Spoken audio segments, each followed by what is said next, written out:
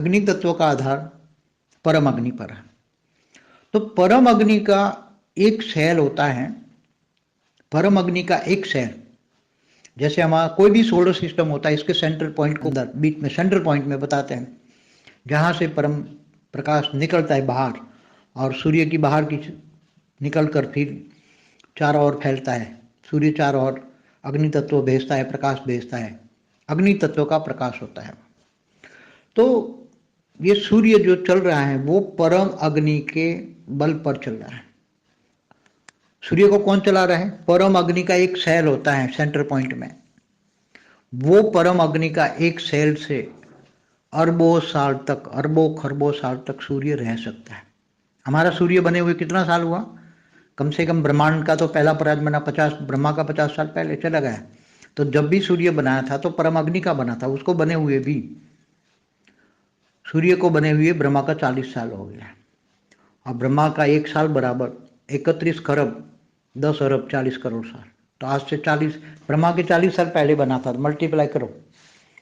तो कम से कम सूर्य के अंदर, हर कोई सूर्य के अंदर, हर कोई सोलर सिस्टम चाहे बड़ा हो छोटा हो, 1000 गुना हो, लाख गुना हो, करोड़ गुना बना हो, तो उसके अंदर जो परम अग्नि का जो सेल है, क्योंकि उसी टाइम देवताओं ने सूर्य को बनाया था।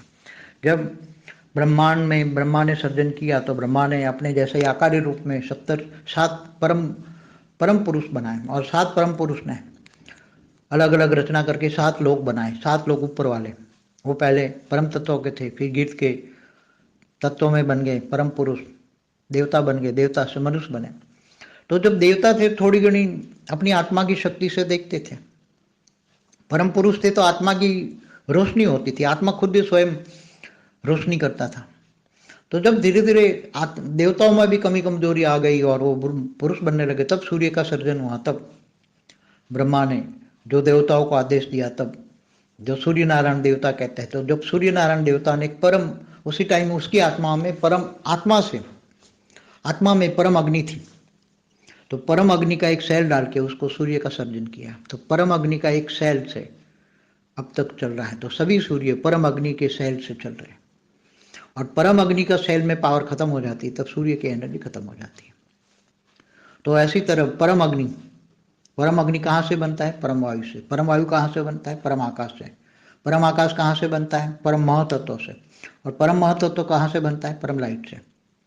ऊपर से नीचे तक, बेहद की कला से नीचे तक का एक रेशियो, ऊपर से मेरे पास बेहद के विश्व के पीएम ने एक भेजा था कि ओवरऑल एक, जैसे परम लाइट होता है, जैसे मैं एग्जांपल दूं कि 10 कला का परम लाइट है, तो 10 कला का परम लाइट अगर वायुमंडल में है तो 20% परम महतत्व होता है, और 20% परम महतत्व होता है तो उससे डबल 40% परम आकाश होता है।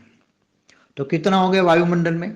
10 कला परम लाइट है, 10% परम लाइट है, 20% परम महतत्व है, और 40% परम आकाश है। तो 40, 20, 60, 70% हो गया। तो उसी के अंदर ये बाकी बचा 30%, तो 30% के अंदर परम वायु और अग्नि होती है। समझो 15% परम वायु, परम